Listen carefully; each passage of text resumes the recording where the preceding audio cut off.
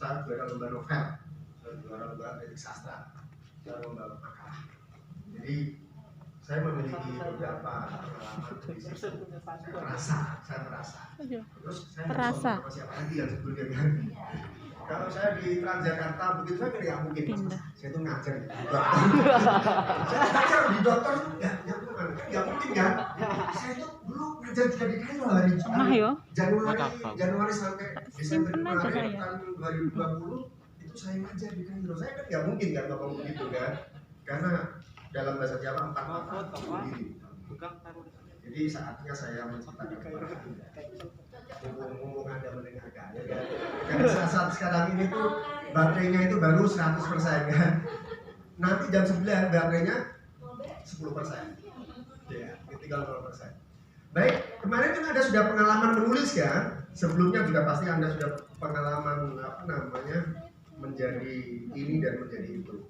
Saya rasa pasti dari pengalaman itu ada hal-hal yang tidak yang disebut dengan tertawa, tapi ada sesuatu yang menjadi bagian dari pikiran. Masa saya disuruh nulis puisi dalam waktu 2 jam dan harus jadi dan harus 2 halaman? Apa mungkin sebuah karya fiksi kemudian dijadikan dengan seperti waktu yang semacam itu? Jadi sekaranglah saatnya Anda mengatakan unek-unek itu, kemudian saya katakan ke panitia. Kan mengatakannya anonim kan? Anonim, saya tidak menyebut orang-orang. Silakan.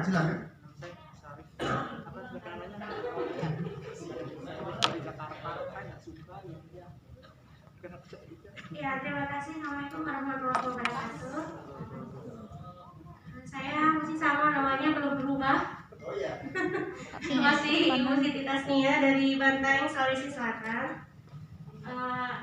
Kalau saya Pak, kesulitannya kemarin itu sebenarnya nggak terlalu sulit pada saat merangkai kata. Yang saya sulitnya itu memberi judul. Kalau nulis panjang boleh lah, saya bisa diuji. Cuman Ibu Siti Tasnia yang buat saya mau nangis itu pada saat ngasih judul, karena bingung sekali judulnya ke kanan, isinya ke kiri. Ya itu sudah ada lagunya di belakang menangis, bisa dijadikan puisi kayaknya. Makasih lah.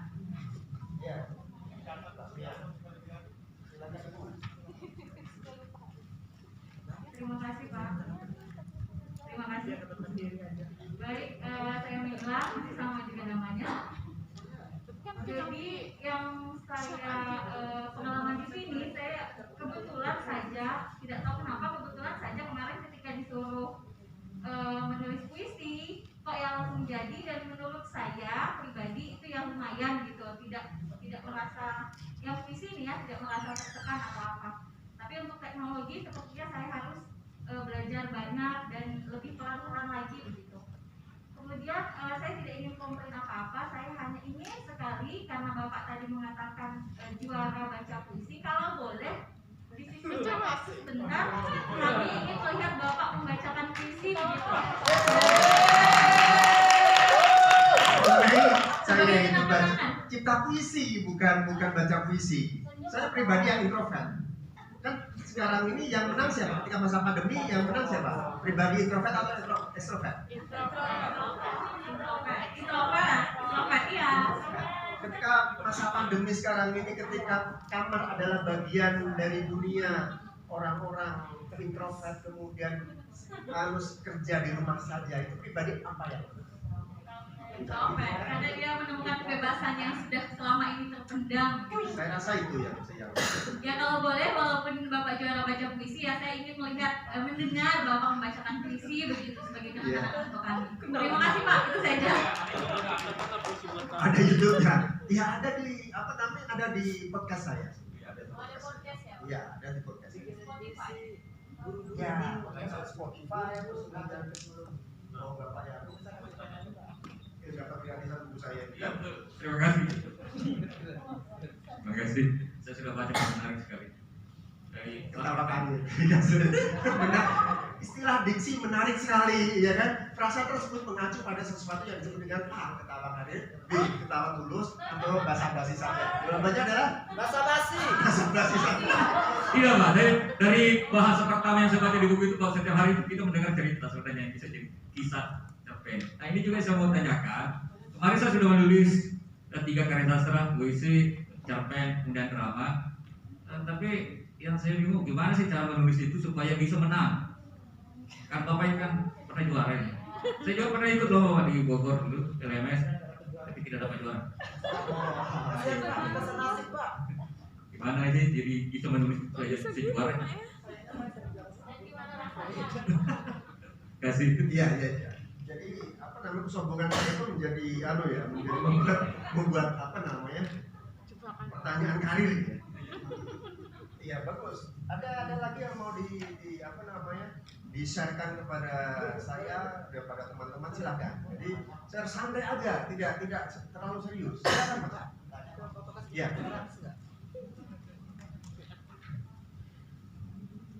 Terima kasih Pak. Saya Suhartono dari Garut Jawa Barat.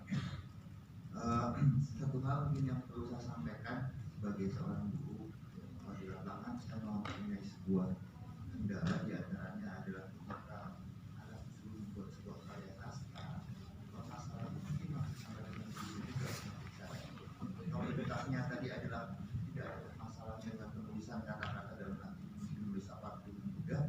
Selama ini yang menjadi permasalahan anak termasuk saya sendiri adalah bukan masalah penangkap idenya adalah banyak sekali, tapi bagaimana bisa membuat sebuah kalimat lebih mudah, bukan tidak bisa, tapi membuat kalimat lebih mudah, lebih cepat, dan bisa dikatakan kalau berbicara masalah isi mungkin belum secara dalam mungkin baik. Jadi selama ini mau membuat drama, mau cerpen ataupun bisa puisi, ketika saya di lapangan silakan buat karya. Ketika saya mengulangi tadi sudah belum satu kalimat, belum satu kata. Jadi selama ini yang menjadi permasalahan mungkin hampir semua guru sama.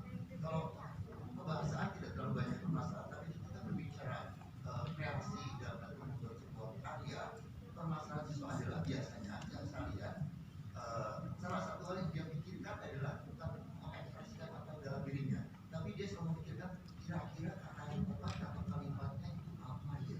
Jadi dia tidak memikirkan yang ada dalam dirinya, tapi dia memikirkan kalimat yang bagus dan tepat, dan itu kebanyakan dijadikan permasalahan siswa. Jadi kalau saya sendiri, saya bukan seorang penulis, dan kalau saya sendiri mungkin karena memang ada jalan dari Tuhan yang Maha Esa. Jadi permasalahannya adalah bagaimana supaya kita Sudah mulai naik Pak ya. kalau saya sendiri Pak, untuk saya sendiri menulis sekarang secara kali tidak berbicara topik apa yang ada dalam pikiran saya bisa apa tidak betul-betul persoalan nanti memilih masyarakat kayak mana itu nanti finishingnya Pak.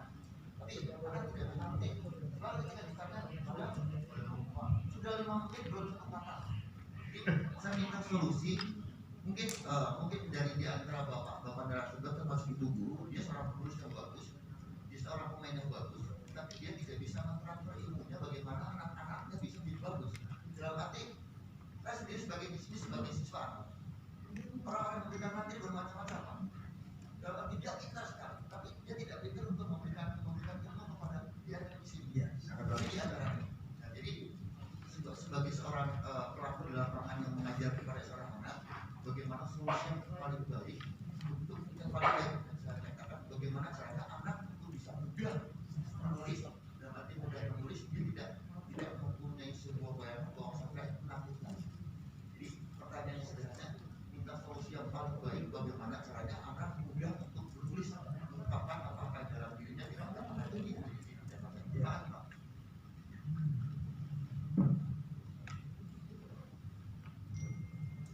Ini gilirannya Bu, Pak ya. Jadi maksudnya dimulai dari masa Anda kan pakai gas ya, pakai LPG ya. Pakai gas, pakai LPG, pakai minyak. Ada yang pakai minyak kan? Ada yang pakai kayu bakar. Bagus. Dalam membakar kayu mana yang dibakar? Kayu yang tebal dulu apa yang tipis dulu? Tipis. Kertas dulu apa kayu dulu? Kertas minyak dulu atau kertas kardus dulu? Kertas minyak dulu apa kertas kardus? Kertas minyak. Plastik apa kertas? Plastik. Ya, jadi ini soal bagaimana membakar apa namanya kayu ya sebetulnya ya. Jadi mulai dari yang paling mudah saya rasa. Siapapun boleh menanggapi, bukan saya. Saya bukan yang maha tahu ya. Saya tidak tahu tentang banyak hal. Terus kemudian tentang Bu Siti tadi cerita tentang judul ya. Pengalaman saya. Menulis itu ditulis saja semuanya. Sebagai contoh, saya menulis di Kompas, bukan bermaksud apa. Saya menulis di Kompas itu kata-katanya harus berapa kira-kira? Berhenti pada kata keberapa? 800 kata. 800 kata. Kalau kurang dari itu, tambahin lagi. Kalau lebih dari itu, kurangi. Kira-kira seperti itu. Ada yang 790, ada 810, ada yang berapa begitu. Selesai di situ. Sampai di situ sangat selesai. Jadi, Anda jangan berpikir bahwa menulis berdasarkan expression of powerful feeling. Tidak. Berdasarkan craftsmanship, keterampilan tangan.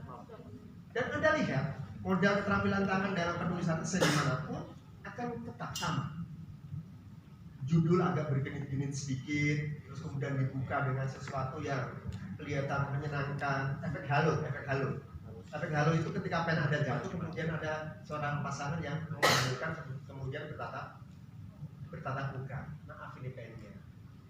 Setelah itu kemudian tukar nomor ya. Kemudian dilupakan.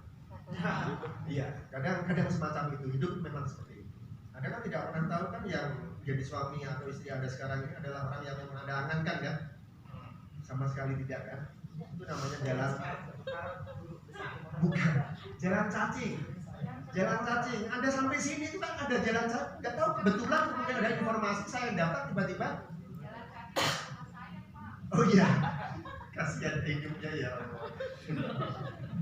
Iya, jalan cacing. Kemudian, oh begitu ya.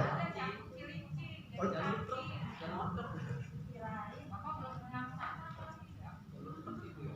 ya Allah, hidup saya tertekan banget.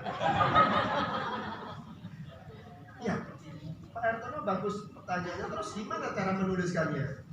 Kemarin saya mendengarkan atau menyaksikan puisi-puisi yang apa namanya, yang sudah dibacakan, cerpen-cerpen yang sudah dibacakan, dan kemudian ada cerpen-cerpen yang dibacakan. Saya tidak tahu apakah semuanya guru ya di sini kan? Ya. Oh iya, ada media suara, ibaratnya dari peneliti dari balai, penyuluh ya, media suara. Nah, itu kemudian ada beberapa kata, misalnya maaf nih, saya harus sebut misalnya kata rampok, ada kata lonte, kemudian lontenya berkali-kali tersebut begitu. Iya, Anda bisa cek di kelas sebelah. Karena kan kita gibah ya ini ya. Orang gak ada orangnya ya. Kemudian dia menyebut ada kata bajingan, lonte dan seterusnya, yang apa namanya, pastilah menurut kita tidak cocok untuk apa namanya, untuk guru. Itu kan expression of powerful feeling, Pak. Bukankah itu menjelaskan tentang ketidaksukaan kita, kemarahan kita, emosi kita? Jawabannya apa kira-kira? Ganti bangsa.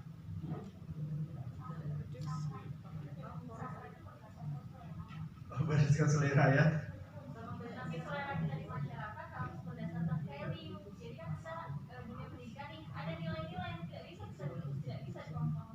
Ada nilai-nilai katanya Bu Mei.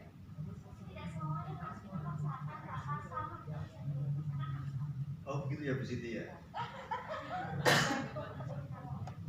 Bahar, iya itu Pak.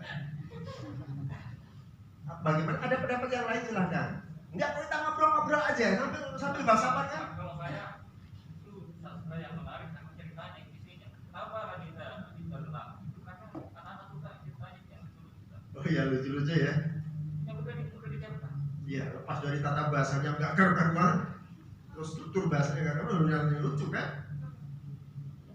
Ya, ada pendapat yang lain silakan. Kita ngobrol aja santai, jangan terbebani. Sebentar, ya silakan, tapi singkat.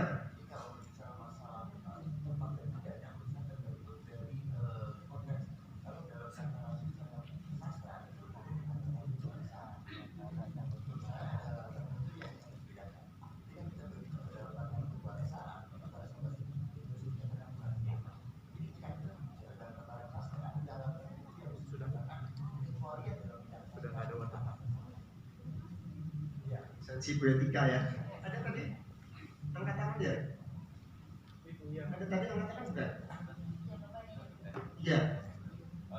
Seperti Pak, menurut saya karena mendapatkan ide itu tidak semua orang dengan mudah bisa memperolehnya. Artinya dalam konteks karya sastra, biarlah ide-ide apapun, kemudian diksi-diksi apapun itu keluar. Artinya kemudian ketika karya tersebut ingin dipublikasi, baru kemudian kita pilih mana yang layak, pantas dipublikasi terkait dengan komunitas yang akan mendapatkan publikasi seperti itu. Karena sekali lagi ketika kemudian kita ada batasan-batasan, itu tidak akan bisa keluar. Sehingga kalau karya sastra itu coba kita kaitkan dengan unsur estetika, itu jadi tidak menarik seperti itu. Artinya harus ada pemisahan yang jelas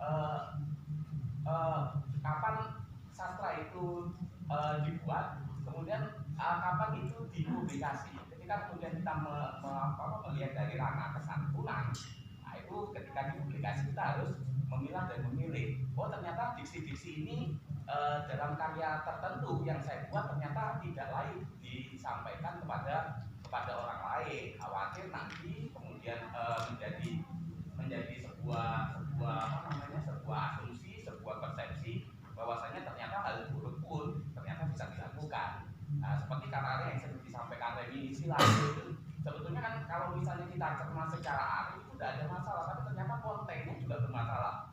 Pernyataan PSK kepada pelanggannya, Mas, apa mampir maneh? Nah ini kan orang menjual diri sebetulnya. Tapi kemudian ketika melihat melihat konten tersebut dari sudut pandang yang lain, itu sebetulnya biasa-biasa saja.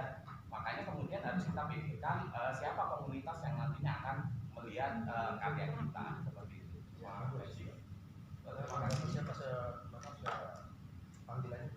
Muhammad Aswan.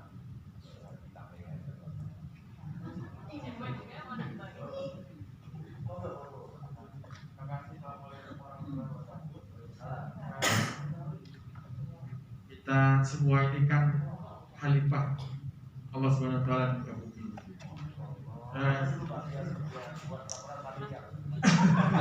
Saya penulis dari Binjai. Jadi saya kira apa yang kita kasihkan itu sebenarnya menggambarkan siapa kita. Dan siapa kita itu ya itu hak masing-masing saja. Tapi sama dengan Bapak tadi ya Pak Aswani gitu ya. Saya kira ya silakan menulis apa saja, menulislah apa saja. Tapi ketika kita misalnya bawa ke kelas sebagai pembelajaran, maka kita akan punya tanggung jawab. Sastra sebagai pembangun karakter. Ya. Jadi kalau di sini misalnya di ruang itu mungkin di ruang sebelah tadi gitu ya. Saya kira juga tergantung dari mungkin dari Pak Saiful misalnya yang mengarahkan di awal gitu ya. Teman-teman silahkan ekspresikan gitu ya. Maka di sini ya nggak apa-apa, silakan saja, bebas saja gitu. Dan itu saya kira lebih menarik gitu, seperti kita juga tahu. Gitu. Tapi jangan nanti itu kemudian dibawa ke kelas. Gitu ya. Saya pernah mendengar misalnya seorang Putu Wijaya itu ada karyanya yang tidak dimuat di horizon seperti itu gitu ya. Hanya gara-gara judul, bukan isinya gitu ya.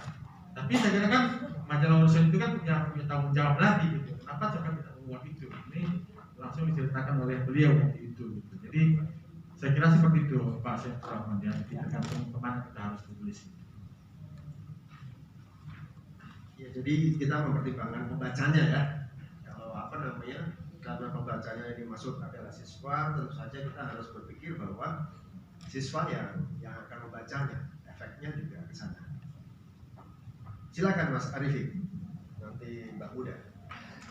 Pak, sekali lagi, tentang siswa tadi Pak, tapi siswa ketika nanti misalnya ada sebuah komunitas di sekolah, Ya. ada sebuah moral yang kita anggap tidak bisa menerima kebebasan itu, juga jangan ditahan lagi, belakang Anda juga bacakan, tapi harus ada arahan. Ya, kebebasan versus norma atau tata norma ya yang mau diperbincangkan. Kebebasan berapa persen di sini, norma berapa persen itu ya maksudnya ya pasti. Ya. Silakan Mas Arifin. Ya, selamat pagi semua. Ya, Assalamualaikum warahmatullahi wabarakatuh. Saya Arifin dari Jawa Barat, SMA ITN Nurul Fikri. Kalau berbicara bicara tentang baik tidak baik, jelek dan bagus itu sebenarnya subjektif, apalagi di karya sastra.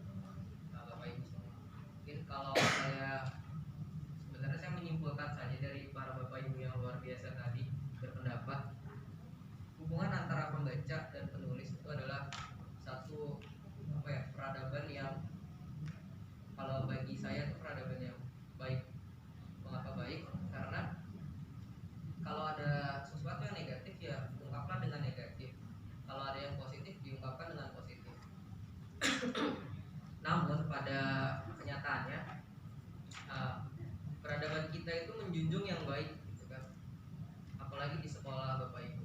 Nah, maka dari itu kalau saya ingin melihatnya dari hulu ke hilir, pembacanya siapa dan penulisnya siapa. Makanya di penerbit buku itu ada 18 plus, ada 21 plus, seperti itu Bapak Ibu. Jadi bukan masalah boleh atau tidak boleh, tetapi memang sebagai guru kita harus membekali siswa seperti bagaimana menyikapi bacaan-bacaan yang seperti itu, bukan melarang ya. Kalau melarang, siswa akan lebih penasaran. Mungkin seperti itu Pak Said. Ya, bagus. Bu Ratna, silakan. Nanti Anda, Mas.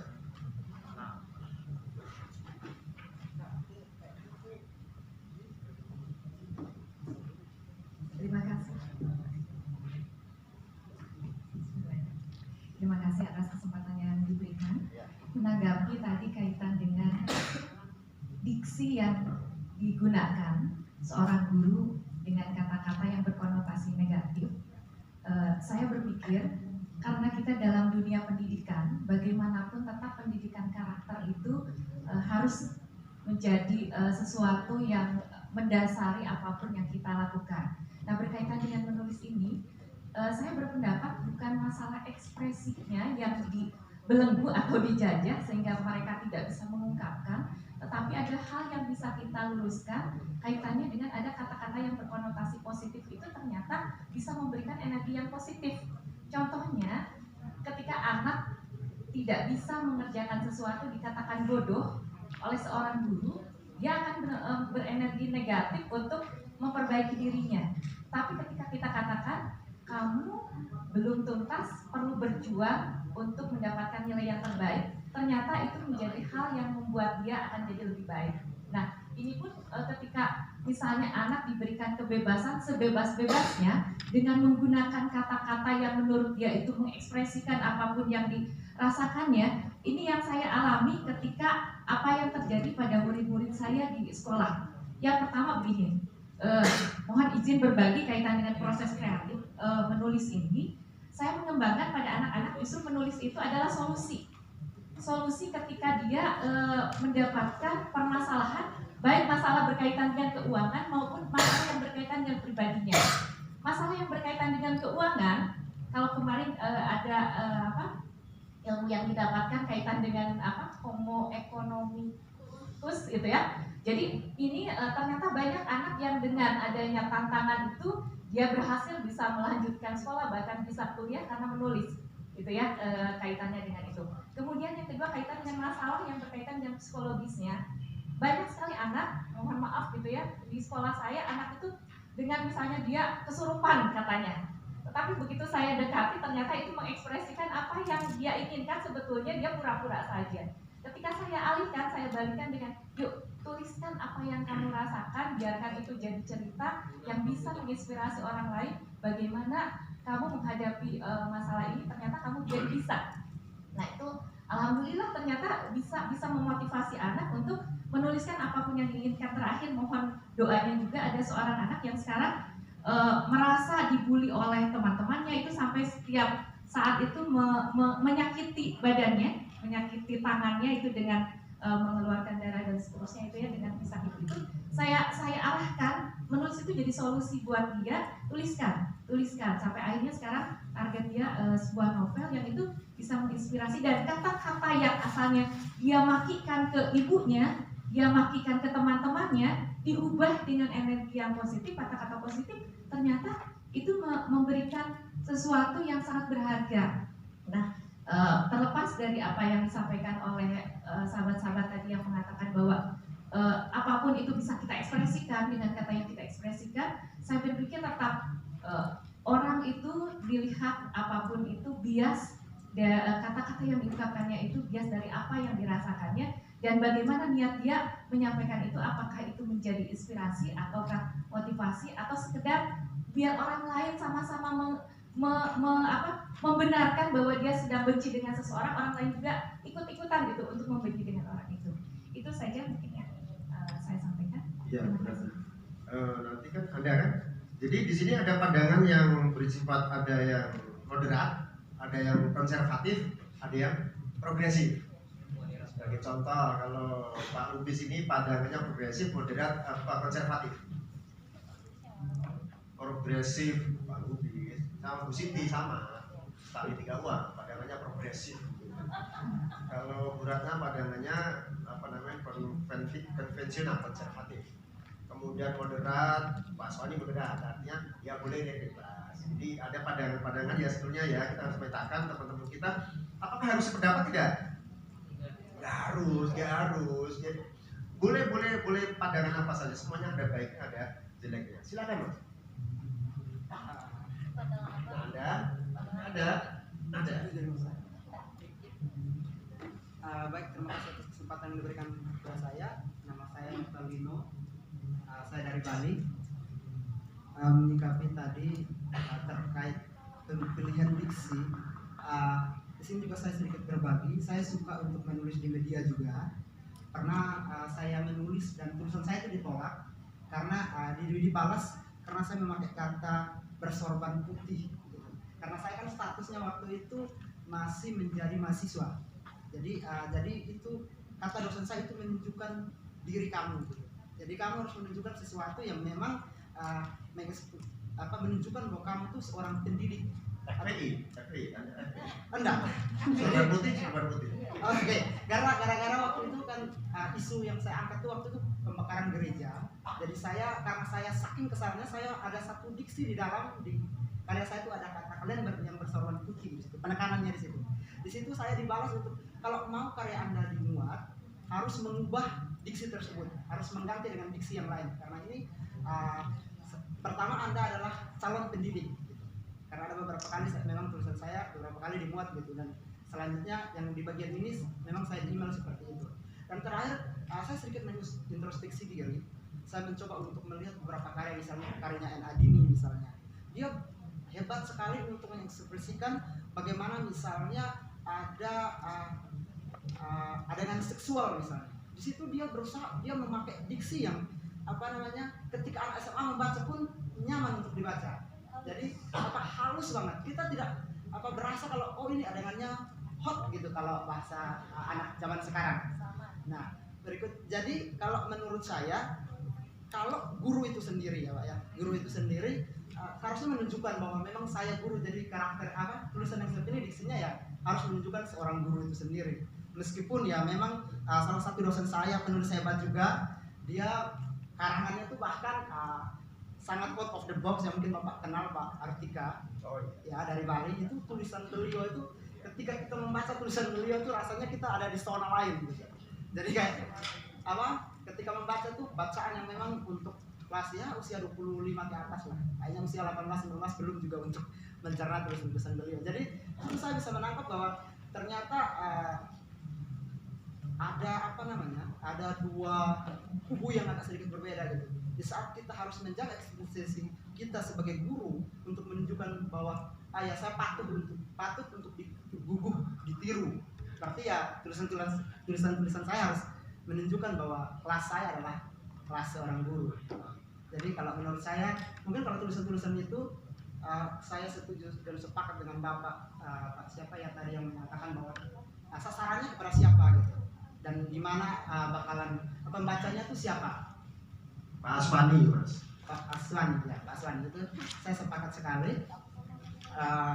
bahwa ketika kita berusaha untuk keluar jalur ya, memang kalau menulis itu paling enak itu adalah mengungkapkan segala sesuatu yang ada dalam diri kita. Ibaratnya kita sebenarnya menelanjangi diri kita sendiri. Tapi kalau saya sih lebih memilih diksi yang mungkin terkesan kasar tapi bisa kebungkus dengan kata-kata yang lain, Pak. Terima kasih. Ya, Lee Natal itu mengatakan bahwasanya tentang bagaimana kreatif itu ya di koran. Jadi dalam zaman dulu itu memang kita kalau kemuat di koran itu rasanya kita nggak bisa tidur semalam suntuk ya. Kita baca, kita lihat gitu. Zaman sekarang lihatnya sudah tidak begitu. Ketika saya pernah ngirim ke apa ya, media Indonesia atau apa sih namanya, kata Sindo seputar Indonesia. Sindo membalas email saya.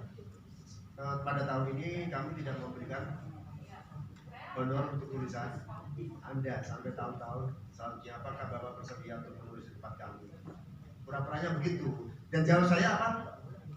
Dengan senang hati, tidak apa-apa, tidak ada honornya. Iya, begitulah. Jadi apa boleh buat kan masa saya nggak mau dong, masa tulisan saya sudah nulis nggak dikasih honor. Masa saya bilang enggak kan? Apalagi sekarang ada bisnis makalah, bisnis seminar ya. Ya, Anda yang menulis makalah itu, Anda yang membayar makalah itu, Anda yang mempresentasikan makalah itu, Anda yang membayar penginapan di hotel, Anda yang membayar registrasi dan sebagainya. Terbayang tidak ya? Maaf ya. Jadi biasanya dosen-dosen itu yang mempunyai bisnis makalah macam itu. Jadi memang agak repot sekarang. Menulis tidak seperti yang dibayangkan pada dekade-dekade yang lalu. Begitu ya beli ya. Ada Mas, ada. Yang paling belakang ada. Nanti ada. Saya Pak Pamungkas dari Balai Bahasa Jawa Barat. Apa?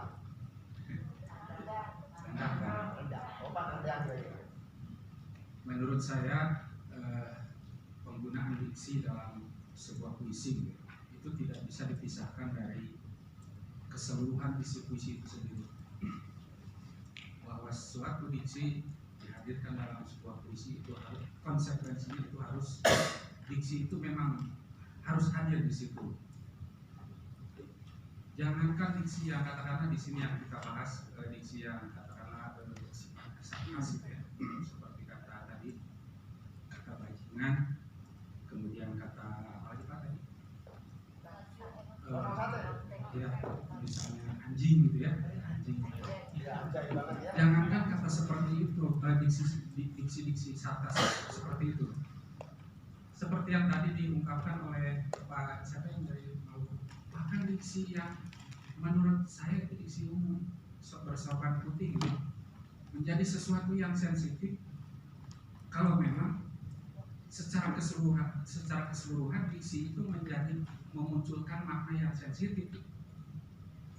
Kalau kita lihat dan kita baca sajak-sajak Rendra saja di situ banyak kata-kata sarkas, kata bajingan, kata bangsat, tapi kita ketika membacanya kok enak gitu, kok asik puisi-puisi Rendra ini untuk dibacakan.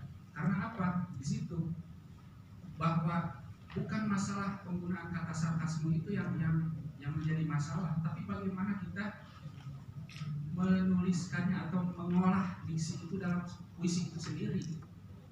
Kata sarkasme itu menjadi sesuatu yang asik kalau puisinya memang bagus, kalau memang mengolah diksinya terampil cekatan. Tapi akan menjadi vulgar kalau diksi anjing atau diksi bangsa, diksi bajingan menjadi muncul di dalam puisi itu seolah-olah dia berdiri sendiri gitu. Ketika dihilangkan pun sebetulnya tidak akan mempengaruhi makna puisi itu sendiri. Nah itu menjadi sesuatu yang vulgar kalau menurut saya. Jadi penggunaan kata sarkasme dalam puisi itu sebetulnya tidak melulu hanya dibebankan pada kata atau diksinya itu sendiri, tapi itu dipengaruhi oleh keseluruhan bagaimana kita mengolah puisinya itu sendiri, bagaimana kita memilih diksi secara keseluruhan, keterampilan kita mengolah bahasanya. Bahkan di sini saya menemukan puisi Rendra, ya, Pak Kutipani misalnya seperti ini. Aku menatap senjakala di pelabuhan, kakiku dulu, dan rokok di mulutku padam lagi. Aku melihat darah di langit. Ya, kekerasan mulai dari seorang orang yang kuasa serba menekan, yang marah mulai mengeluarkan senjata, bajingan dilawan bajingan. Ya, inilah kini kemungkinan yang mulai menggoda orang.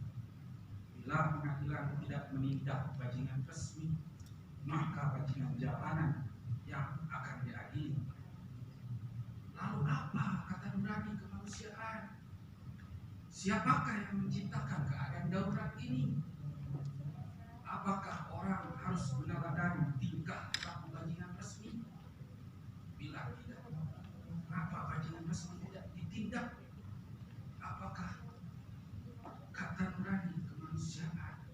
Nah itu, Pak. Di situ kan meskipun kata bajingan muncul beberapa kali gitu ya, tapi kita tidak merasakan itu sesuatu yang kasar gitu, atau sesuatu yang vulgar. Tapi memang perlu kata bajingan itu muncul di sini. Mungkin itu Pak. Terima kasih.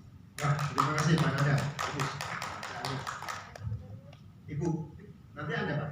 Oh, mic-nya di situ ya. Santai berarti mic-nya ke situ aja. Yang dekat. Nanti kebagian semuanya Pak, santai aja. Iya, silakan Pak.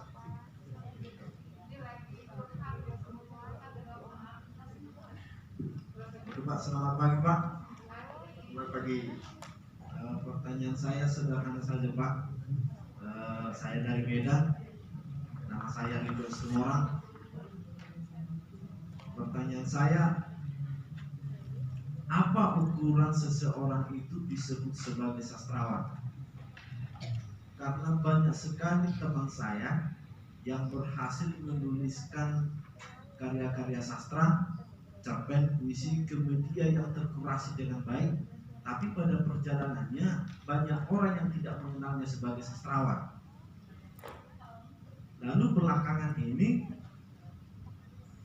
semua seperti sudah bisa melakukan apa saja, bisa menerbitkan bukunya secara inti atau tidak, ada uangnya bisa terbit apa saja, bisa dia bikin puisi, bisa dia bikin cerpen. Pertanyaan saya sebenarnya, apa ukuran seseorang itu disebut sebagai sastrawan? Apalagi kita di sini kan guru bahasa dan sastra. Analoginya pendidikan dokter, berarti yang mengajar itu dokter. Guru bahasa dan sastra. Kalau tidak bahasawan, setidaknya sastrawan. Kalau tidak bisa dua-duanya. Apalagi kemudian kita di sini adalah instruktur sastra digital. Pertanyaan saya sekali lagi, apa ukuran seseorang itu disebut sebagai sastrawan? Ya, bagus. Mungkin itu aja Pak. Ya, masih Sumorang ya. Dari Medan. Anda Bu.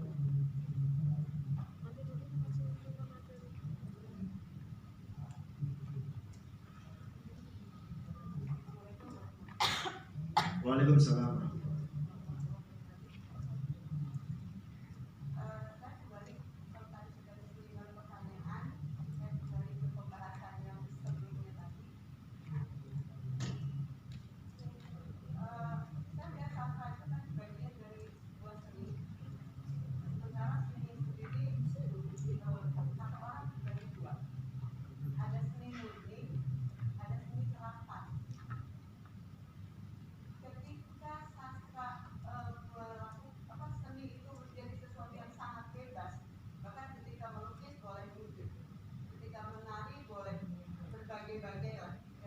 Itu seni murni.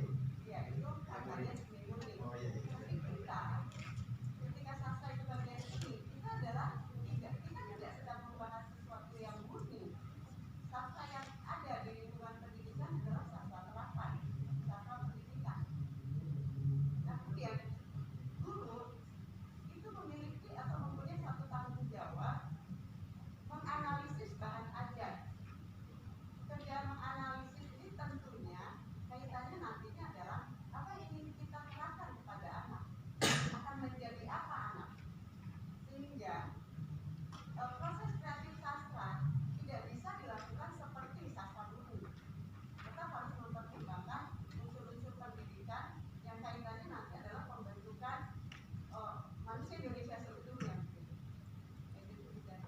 Itu siapa?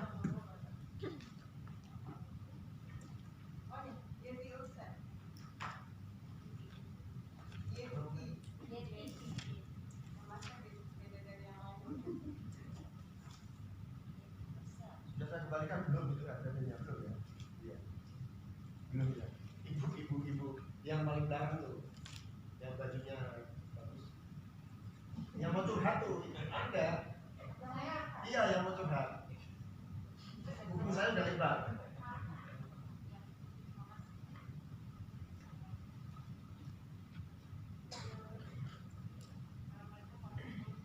Waalaikumsalam warahmatullahi wabarakatuh.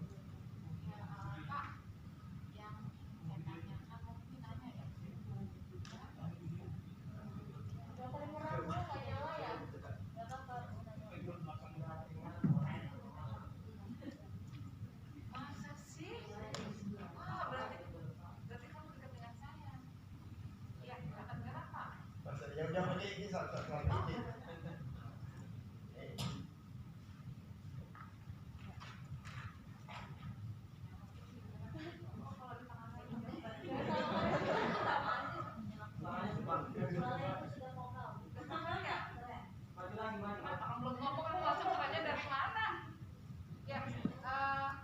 Yang ingin saya tanyakan adalah kalau di sekolah Pak, tadi saya namanya disebut-sebut, jadi saya tertutup. Ya, tadi namanya disebut-sebut dari teman saya, nama saya kebetulan Semi Pak. Kebetulan. Oh, anggota HBBI yang terhebat itu ya. Bapak di sini Iya, saya beserta Bintek Pak. Oh iya, silakan. Ya, jangan bawa belakang. Jadi yang ingin saya tanyakan, mungkin teman-teman di sini bisa sharing. Kami kan memang dari Kemdikbud itu ada 15 menit untuk literasi. Itu memang setelah ada pandemi ini, kalau kemarin 3 bulan kita mendadak harus literasi digital, apa yang punya itu yang di-share ke anak. Nah sekarang berarti dengan masuk tahun ajaran baru ini, kita harus mempersiapkan literasi digital. Nah yang ingin saya tanyakan, kan literasi itu setiap hari Pak 15 menit. Ada dalam 1 minggu itu, anak siswa saya itu ada 1 jam untuk mencipta. Jadi dalam 1 minggu dari hari Senin sampai hari Jumat ada 15 menit. 1 hari itu hari Kamis ada mencipta. Jadi setelah dia literasi, ingin saya tanyakan yang bagaimana sastra bisa masuk ke dalam literasi itu, literasi digital, untuk memudahkan anak. Biasanya kita membebaskan dia mencari video atau dan sebagainya. Dan ketemulah yang tadi dibaca Bapak yang bajingan-bajingan itu Pak. Ya, yang bahasanya memang untuk ukuran anak kelas 7 itu memang mereka kaget.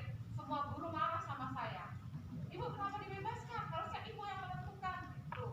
Bagi saya sastra itu nggak pernah salah, karena dari sastra itulah mereka akan belajar empati, simpati dan sebagainya. Saya terangkan seperti itu, tapi ya memang kembali lagi kita adalah pendidikan pedagoginya yang harus ditingkatkan.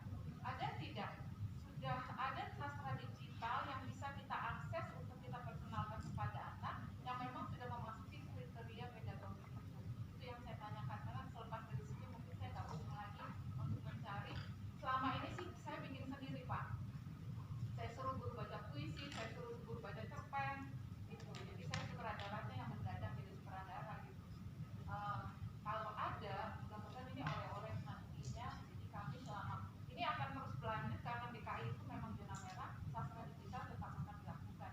Itu yang akan saya tanyakan Bapak, saya tarik sampai dari sini. Mudah-mudahan ada sastra digital yang bisa diakses tanpa bahasa-bahasa yang tidak ada unsur karakternya. Terima kasih Pak. Ya, terima kasih Bu Seni. Yang lain boleh menjawab loh. Artinya kan sekali lagi apa namanya, kita tidak everything you want I have, gitu kan? Itu dulu. Silakan Mas. Bukan berarti yang megang itu adalah yang megang kebenaran kan, kata hukum. Saya hukum. Oh, berarti kami ya. Ini hidup Bu Seni. Assalamualaikum warahmatullahi wabarakatuh. Selamat pagi.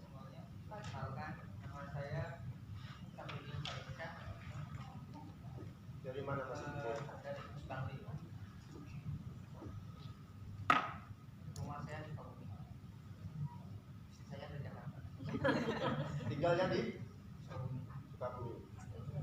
Istrinya tinggal di Jakarta. Anaknya udah SMA. Ini ada dua hal Ya. yang ingin saya sampaikan. Yang pertama, ikut memberikan menanggapi yang tadi. Yang kedua, pertanyaan. Yang pertama dulu, fokusnya yang saya pahami satu, di mana kebenaran, kebebasan, dan peran. Yang pertama, ketika tadi dibicarakan tentang objektivitas, faktanya objektif itu adalah kumpulan-kumpulan subjektivitas, mayoritas subjektivitas menjadi objektif, Pak. Jadi itu yang apa namanya, kita seringkali menganggap kebenaran itu objektif, padahal sebetulnya barangkali itu tidak benar juga. Tapi karena banyak yang memahami bahwa itu sepakat, karena banyak sepakat itu bahwa itu benar, maka kita menganggap itu benar. Itu yang pertama. Yang kedua, tentang kebebasan. Ketika di luar negeri saat ramai-ramai dengan atas nama seni, kemudian untuk apa namanya, atas nama untuk melukis gambar Nabi Muhammad misalnya, banyak teman-teman muslim itu yang marah, bahkan demo besar-besaran.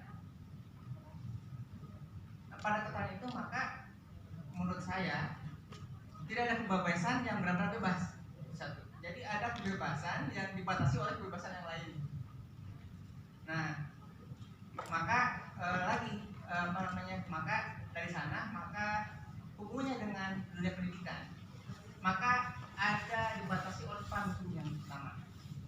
Guru itu apa perannya? Itu yang tadi yang disampaikan oleh banyak para guru, beberapa guru menyampaikan bahwa peran guru adalah memberikan karakter pendidikan. Yang kedua, yang disampaikan yang di depan itu siapa? Jadi sebaiknya tidak ada yang benar-benar bebas karena dibatasi oleh kebebasan yang lain. Itu yang pertama. Yang kedua, ada pertanyaan saya yang kita kemarin diminta untuk menulis puisi. Puisi drama sama Puisi, cerpen dan drama. Tapi yang ingin saya tanyakan, gimana? Saya pernah menulis begini tahun 2017. Bintang fajar sepertinya enggan bersua denganku pagi ini. Atau mungkin karena jutaan pohon dengan wangi minyak yang khas berdiri gagah dan rapi demi menghalangi kerinduan kami. Sayang bukan keduanya.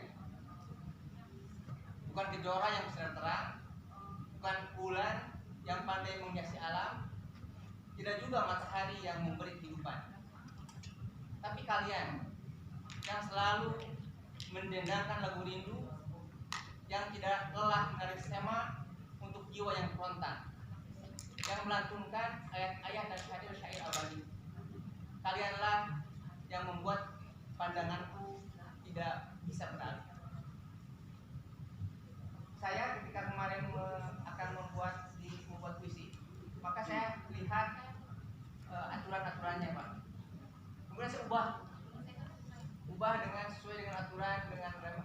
Tapi saya merasanya bahwa yang pertama itu lebih mengena untuk saya dibanding yang kedua.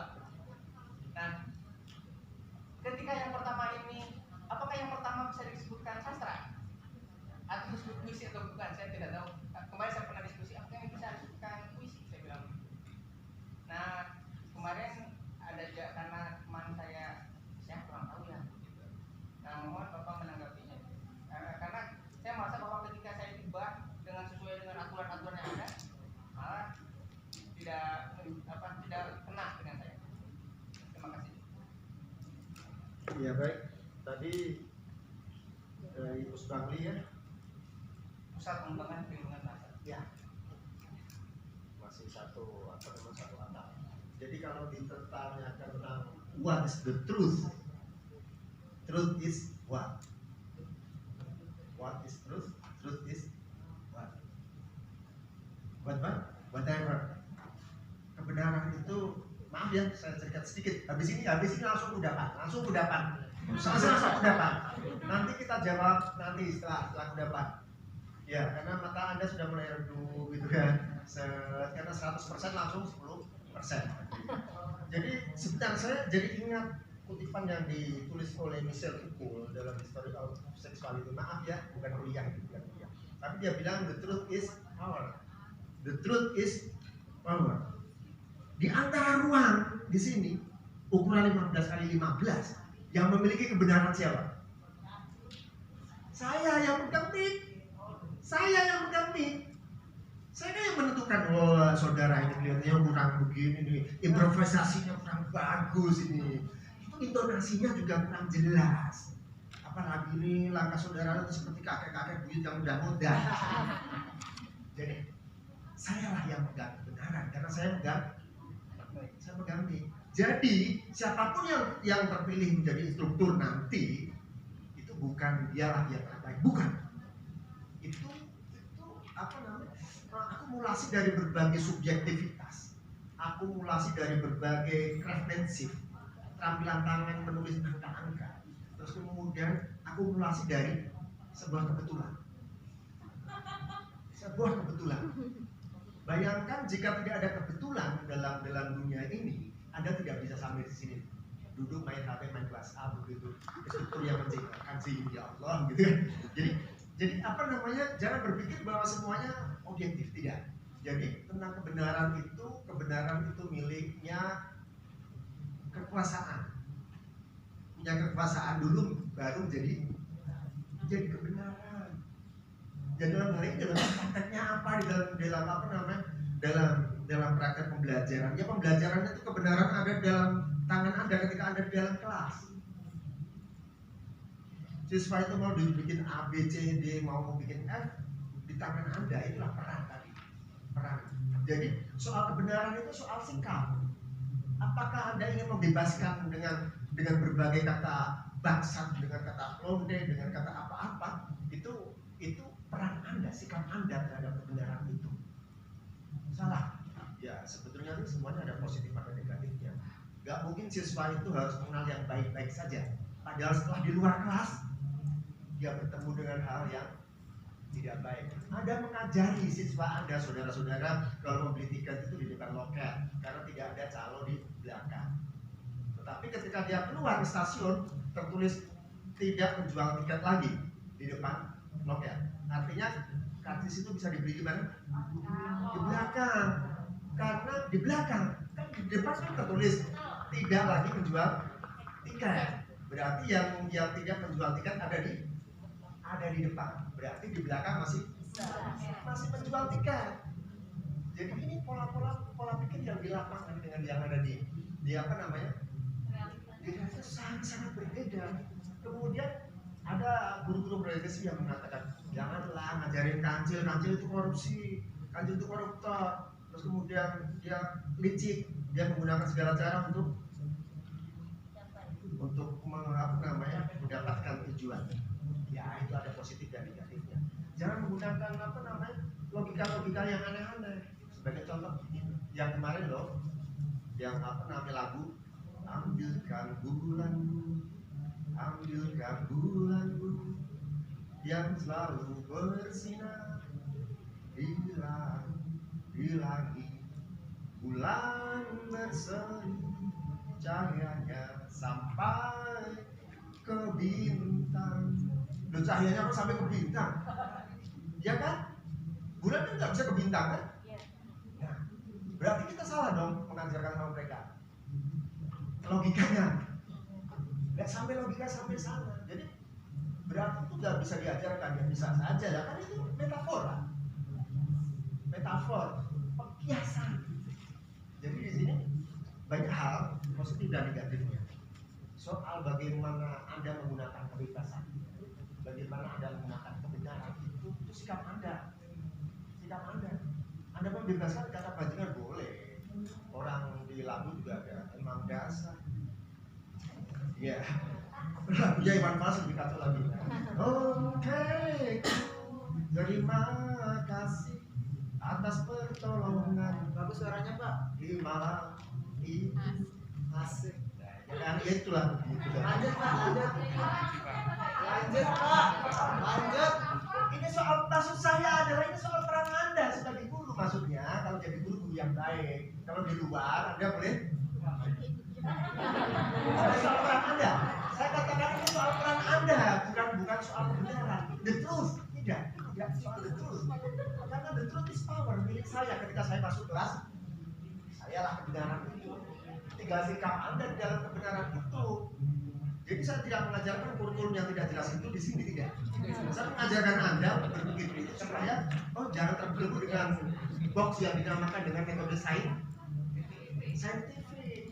Karena itu mitos. Anda akan menyentuh siswa Anda dengan pikiran Anda. Anda menyentuh dengan intuisi Anda bahwa setiap siswa itu sangat berbeda. Mereka unik, mereka sangat-sangat cerdas. Cuma kecerdasannya berbeda-beda. Ada yang bisa cerdas karena dia harus naik-naik jendela. Ada yang naik di atas meja.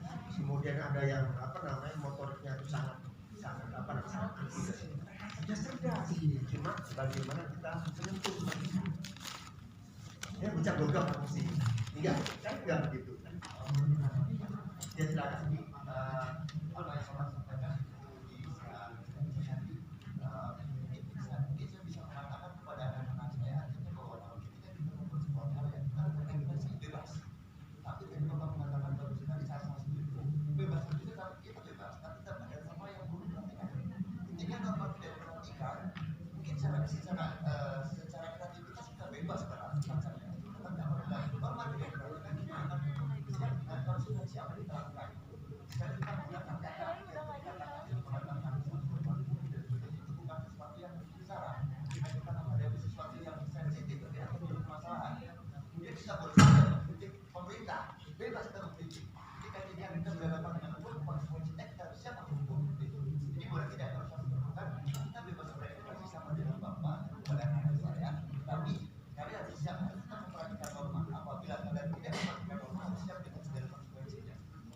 Saya rasa itu yang paling penting kita dapat.